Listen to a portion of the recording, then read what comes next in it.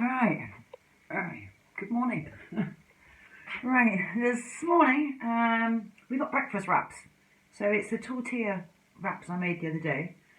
I've made little omelettes, just with one egg each, a couple of bits of bacon, and some cheese.